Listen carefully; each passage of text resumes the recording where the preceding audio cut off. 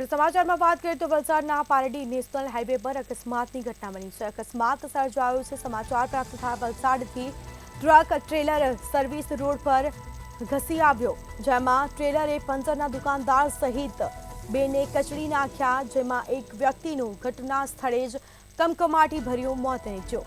એક વ્યક્તિને 108ની મદદથી સારવાર અર્થે હોસ્પિટલ લઈ જવામાં આવ્યો। પોલીસે બેફામ ટ્રક ચલાવનારની ધરપકડ કરી છે।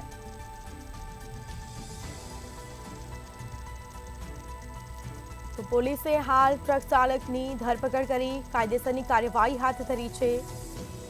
તો વલસાડના પારડી નેશનલ હાઈવે પર અકસ્માતની ઘટના બની। ટ્રક ટ્રેલર સર્વિસ રોડ પર ઘસી આવ્યો હતો અને જે બાદ ટ્રેલરે પંચરના દુકાનદાર સહિત બે લોકોને કચડી માર્યા। તો એક વ્યક્તિનું ઘટના સ્થળે જ કમકમાટી ભર્યું મોત નીપજ્યું, જ્યારે અન્ય એક વ્યક્તિ ઇજાગ્રસ્ત થતા તેને 108 મારફતે સારવાર અર્થે હોસ્પિટલ લઈ જવામાં આવ્યો। તો પોલીસે બેફામ ટ્રક ચલાવનારની હાલ ધરપકડ કરી કાયદેસરની કાર્યવાહી હાથ ધરી છે।